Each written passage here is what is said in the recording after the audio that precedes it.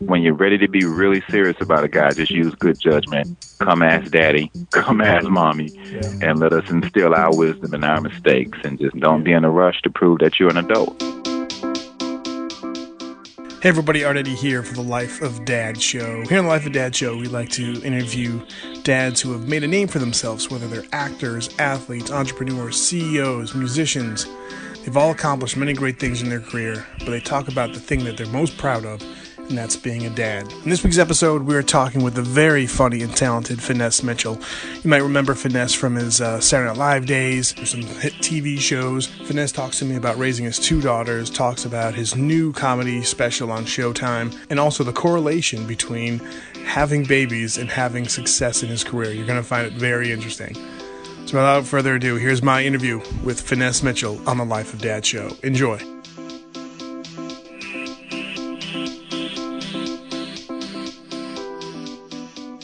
Hey everybody, Art Eddy here for the Life of Dad show and online. I'm very happy to have the very talented and very funny Finesse Mitchell. Thanks for taking the time to chat with me, sir. How you doing? I'm doing not so good, sir. Uh-oh. What's up? I do the night shift in this house with a 10-week-old baby, and I have a 3-year-old. Well, first so off, no matter what I do, congratulations on a 10-week-old baby. But again, I'm sorry that you're feeling ragged right now. She was a mistake. You don't have to congratulate me, man. I'm be honest with you, bro. I don't know if I can say this, but my pull-out game ain't what it used to be. She was a mistake. She's beautiful. She's beautiful. We glad she here. Mm-hmm. She's a beautiful baby. But come on, man. I'm 46, man. I don't need no 10-week-old baby. And my wife made me do night shift. Oh, man. Living the life of dad hardcore, man. And, you know, even you got a busy family life. You got a really busy career with yourself. Obviously, people know you from Saturday Night Live. You're doing a lot of different shows. One of them, congrats on the Showtime special. It's going to be airing October 19th. No doubt. It's called TheSpirit Told Me to Tell You. So talk a little bit about what fans can expect on the show. The Spirit told me to tell you don't have no babies when you 46 or older. That's what the Spirit told me to tell you. But I will say this. I'm doing a talk show with Jamie Presley from My Name is Earl. Yep. Amazing, beautiful girl. And she has 2 boys, twin boys. and they're like maybe 12 weeks old. So it's around the same age as my daughter. But she says, Finesse, I will say this. Babies bring good luck. Yes. So you think so? She was like, babies bring good luck. I said, okay. And when I tell you, the special got picked up to Showtime. We tested the highest rated tested talk show pilot in the history of talk shows. I'm talking about Oprah, Phil Donahue, Maury, whoever got a talk show, did not test higher than me and Jamie's new talk show that, God willing, will be out fall 2019. Nice. And I just booked a TV show pilot, a spinoff for ABC Network for the show called The Middle, with a young lady named Eden Shear. And they gave her own spinoff show, and I just booked that show. Now, here's the crazy part. So you're going to have another baby for further your career. You know what? I saw my wife last night get her butt in this bedroom and lay down, and let's just see what happens, because I need something like the Family Feud. Now that I got all 3 shows in the game show, so we got to make another baby. So we'll see what happens, bro. You're in the bed with your wife. You get calls from your agent, your manager. All these things are going up. Like, yeah, it's working. All right, sweet. We're gonna have another kid. 9 months. Get ready. That's right. Seriously, congrats on the show, and of course, the Showtime special. And also, you mentioned that you got the late night shift. So talk a little bit of how you balance that work and family dynamic, sir. Drugs. And by drugs, I mean a lot of coffee, man. I'm not even a coffee drinker. My wife went and bought a coffee, one of those pod things. Yep. Keurig things. Yeah. And I'm addicted to freaking coffee. I don't want no cream in it. I don't want no sugar in it. I just drink it as is, and it wakes me right up. Nice. And I will say this, though, because I didn't get this with my first daughter. My first daughter is 3, who, by the way, hates the newborn. I mean, when I say I can't leave her in the room alone with the newborn, I caught her trying to put a blanket over the newborn, talking about she was cold. I said, she ain't cold. I know what you up to. Get away from her, that baby. You heard of Damon? You heard of what is it? Damien, the Omen. Yeah, there's something is going on in my house, brother. All of a sudden you hear I keep hearing I was gonna say I hear rock rollers barking in the background. Ain't no rock rollers in this neighborhood. I'm telling you, something is going on. She's had such a hard time adjusting to the newborn, getting all the attention, that she is acting out. So I know all the fathers out there can relate to this. You have to. I know I'm not the only one that has experienced this. Oh no! But the firstborn is looking at the newborn and actually has said, "Take her back, take her back." And we we got to record this. This is the funniest thing ever. So it's like Jekyll and Hyde. Every morning she wakes up, she's like, my sister, I love my sister. And then as soon as you turn your back, she's trying to hit her over the head with an empty milk bottle.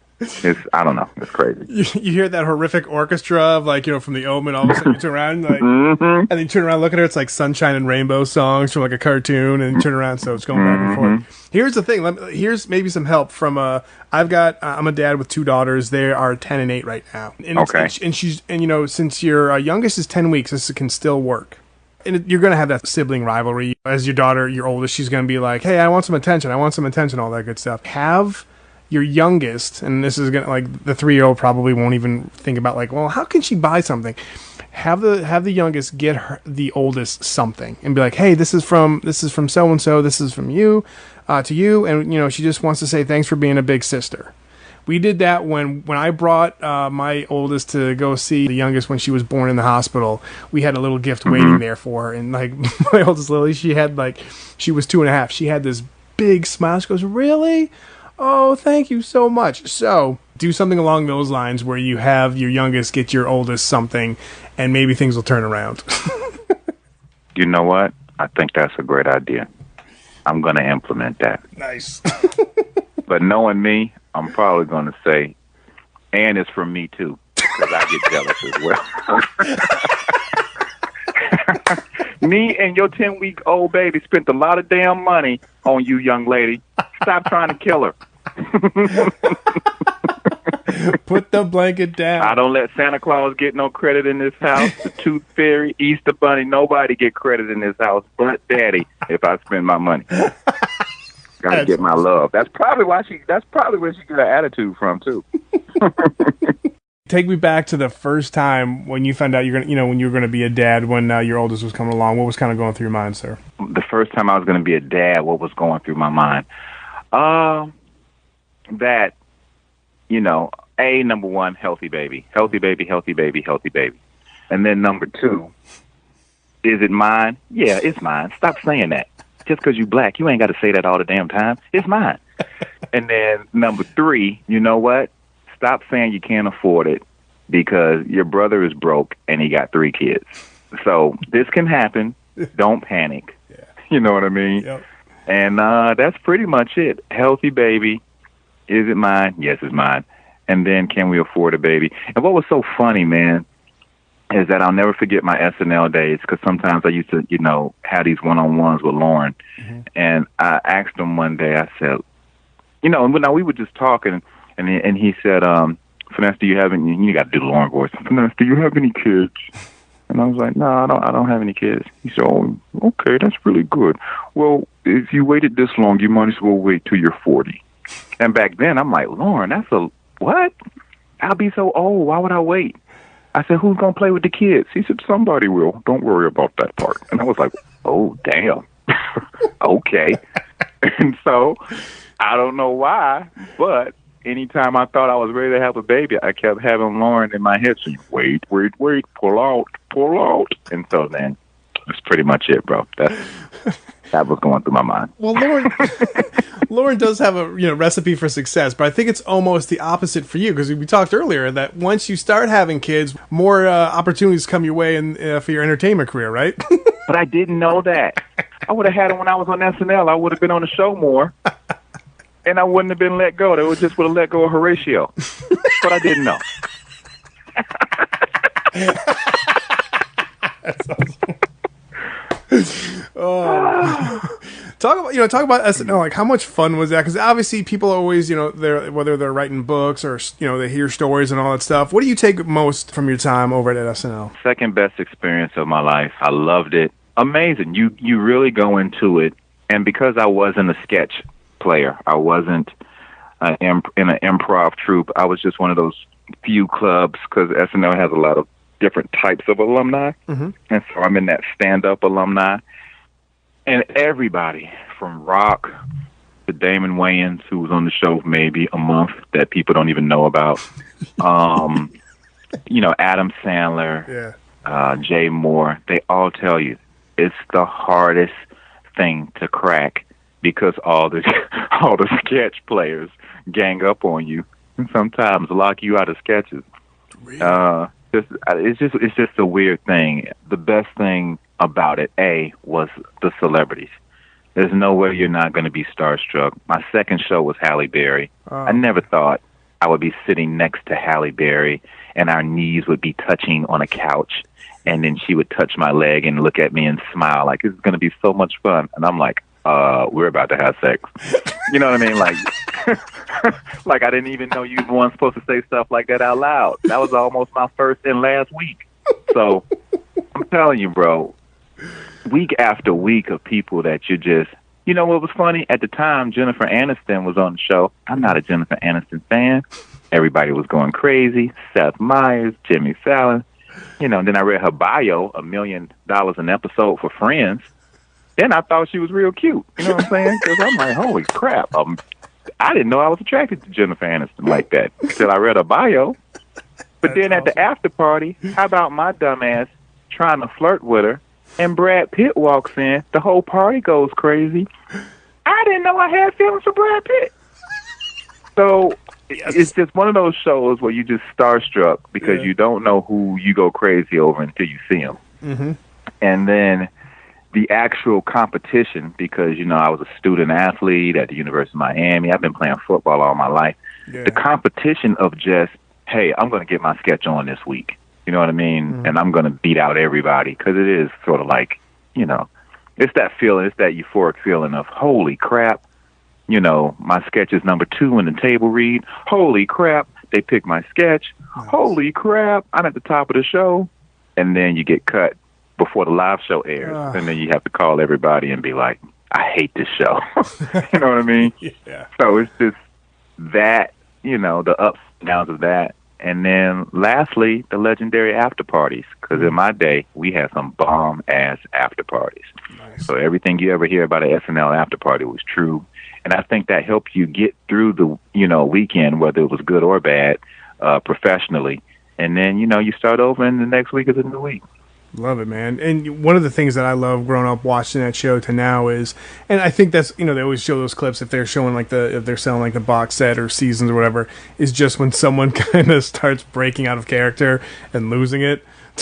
Talk about the perspective of like, you guys are in a sketch, you guys are doing this live, and all of a sudden someone starts like, losing it and starts cracking up. Like, what is your mentality when you're trying to get someone back into character? It's so tough. Because when you're doing it live, you're doing the sketch comedy in front of this audience, but then also when someone starts, laughing, it's contagious, and everybody else wants to laugh. Talk a little bit about that, because I think it's one of the most intriguing parts of Saturday Night Live. Well, back then, I feel like we had 2 of the funniest sketches probably in SNL history, and in both sketches, people broke.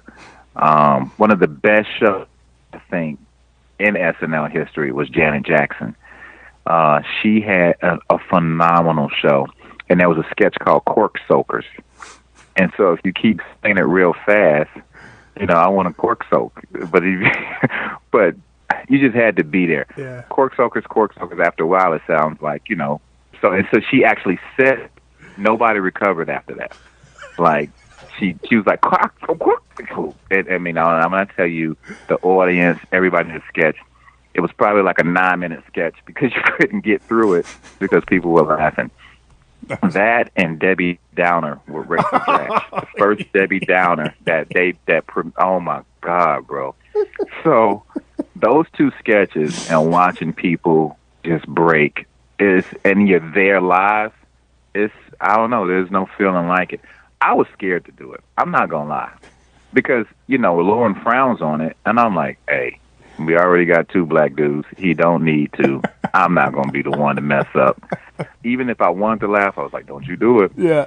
But then if Jimmy and Horatio did a sketch together, that's a 15-minute damn sketch.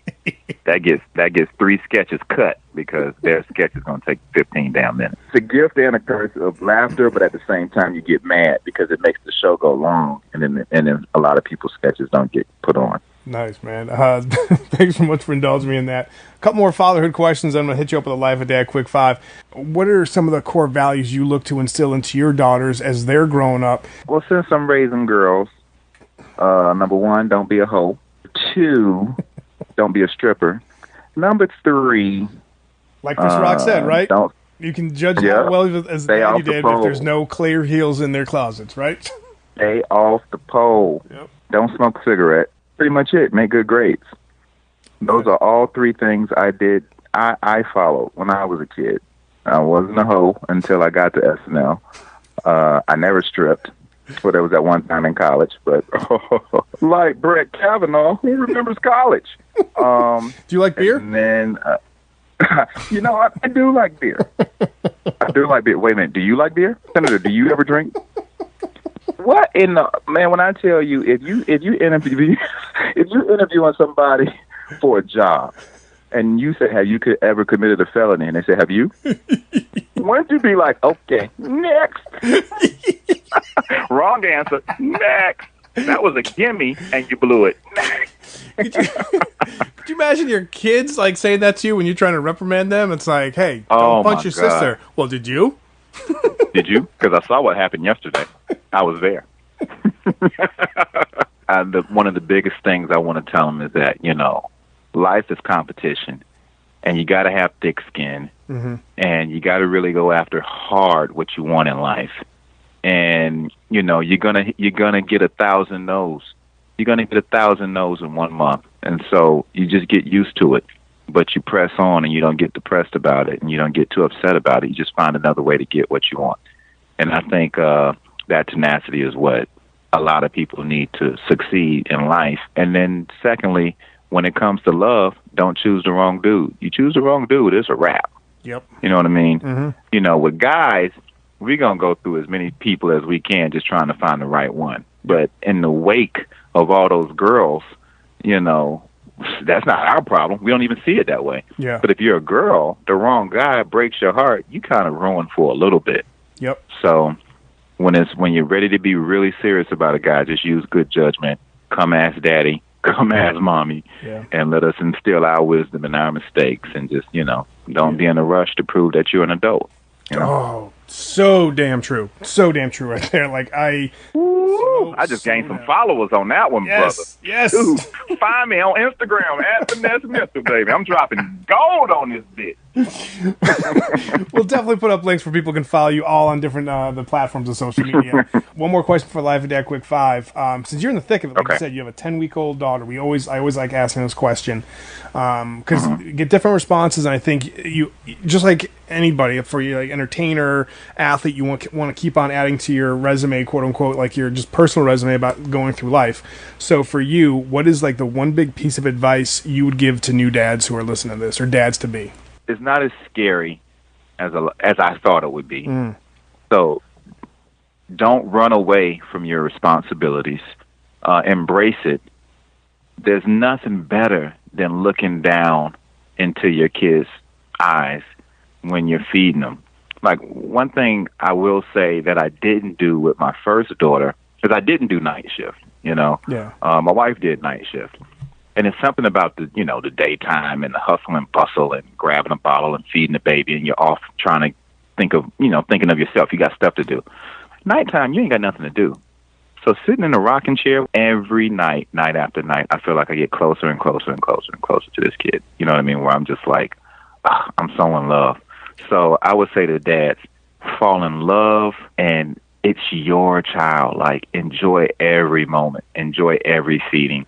Because one thing that everybody says, Art, that is definitely true, it goes by so quick. Yep. Man, they get big so quick. Yeah. They talking back. My oldest daughter tells me to hush. Now, she is too little for me to spank, I make sure her mom spanks her because she has light hands. But anytime my daughter, she's repeating everybody. So if she hears it, she's going to say it. So when you hear "Hush, Daddy," I'm like, oh, you better get her. You better get out my face, So I don't know, man. I would just say, I probably that. It just goes by so quick. I would just say, just enjoy it and love it and embrace it. Well said. And I know we were joking earlier about, you kind of being in a zombie state right now because of the night. Bro, I'm asleep right now. Yeah. I am sleep talking right now. But like you said, in a few more months, it's going to be over, and then you're going to kind of miss that time, like you said. So thanks very much for sharing that. Life of Dad Quick 5, especially with your 3-year-old. Favorite family movie in the Mitchell household is what? Frozen. Nice. My daughter can sing that thing better than Cher. Telling you, bro. Nice. She is Barbara Streisand with that "Let It Go, Let It Go." Oh my goodness. The cold never bothered me anyway. Oh my goodness. Guess what? Frozen 2 comes out next year. Oh, don't say that. I guess this kind of bleeds into the next question, and it always does. Whatever the movie it is, it seems like the soundtrack. Favorite family song right now in the household is what? Havana, la la la. I don't know who sang it. A little Mariah Carey or somebody. I don't know. I know. I don't know. I know her. I know of her. I think she was in another group, and now she went solo. And the Havana song. Yeah. Grew up in Havana. Da, da, da, da, da. My daughter knows that song. Nice. So. Describe the perfect family vacation. Where would it be? Anywhere in Vegas. Anywhere in Vegas. You know what? So my daughter, and here's another thing where we kind of made a mistake. We brought home the new baby and sent the 3-year-old to nursery for the first time. Ooh. She hated it. She thought we were trying to get rid of her. Yeah. And, we have the first day we were dropping her off. She was like, "Are y'all trying to leave me?" Like, she was like, no, I want to go home. I want to go home. And so the teachers were trying to calm her down, and out of nowhere she shouted, "Let's go to Vegas." And then the teacher looked at us, and we were like, "We don't know what she's talking about.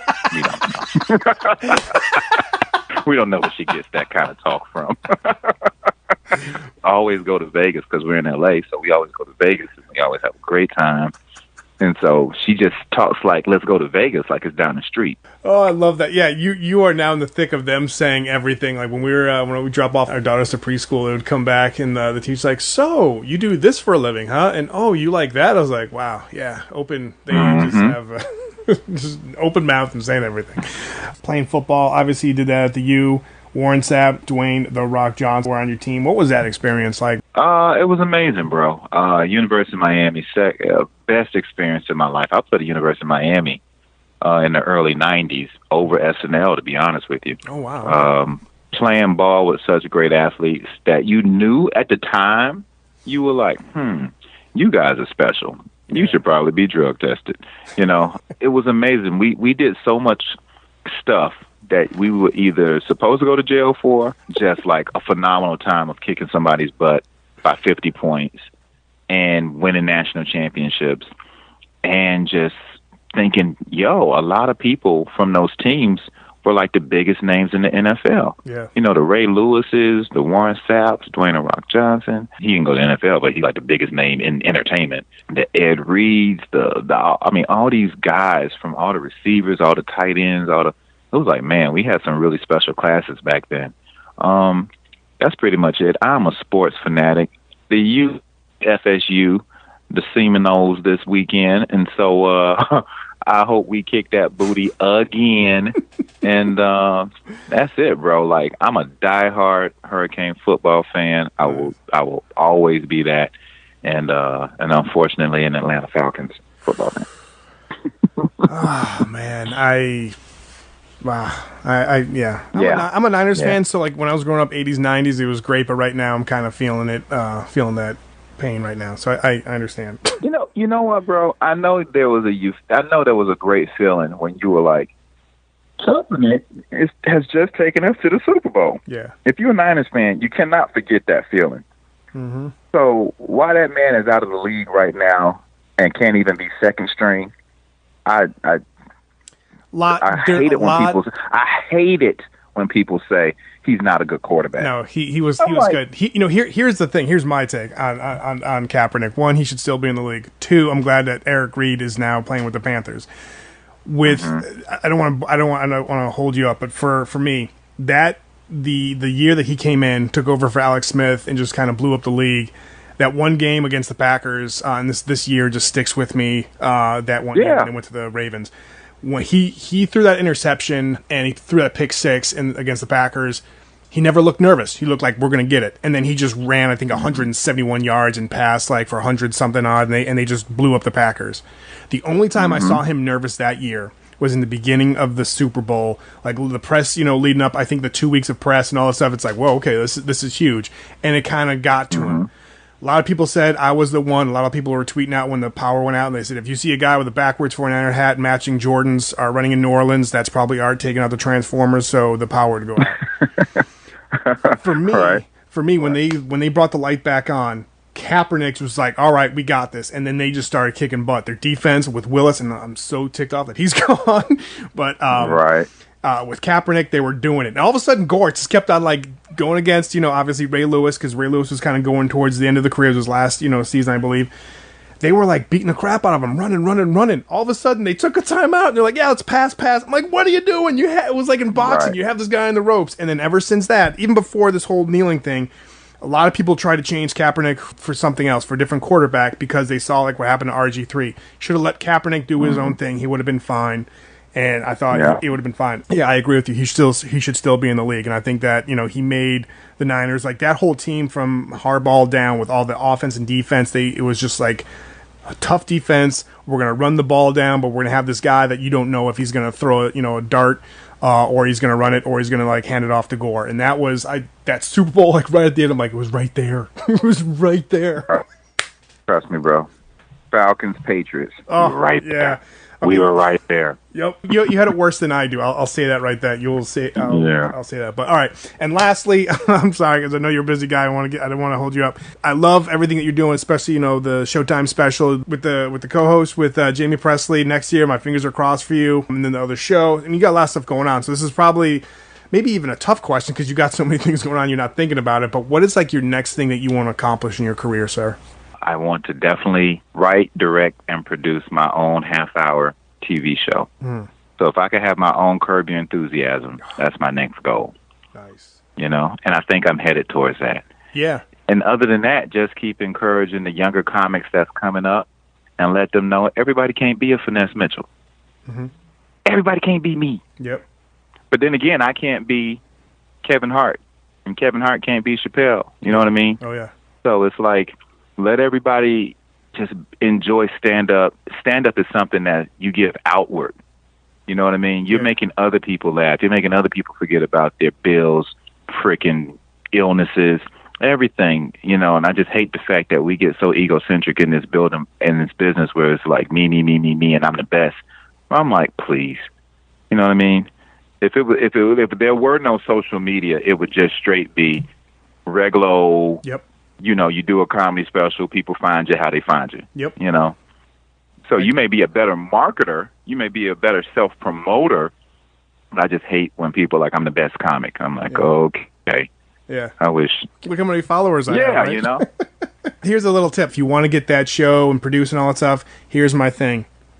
You have twins with your wife, there you go. Because of what happens when you have one kid, all these shows, you have twins, you'll get that show. Probably get an hour show instead of a half-hour show. I will not get that show.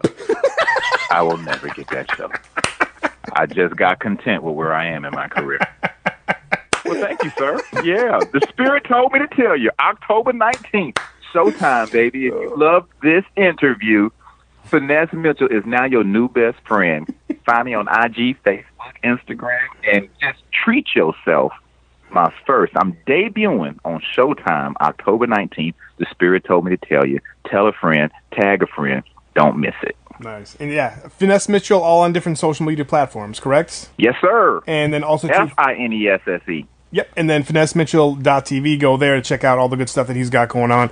Such a blast chatting with you, sir. Continued success, everything that go in the future, man. Thanks. I appreciate you, bro. Yep. Thanks so much for listening to the Life of Dad Show. You know where to find us, lifeofdad.com, and on Twitter and Facebook.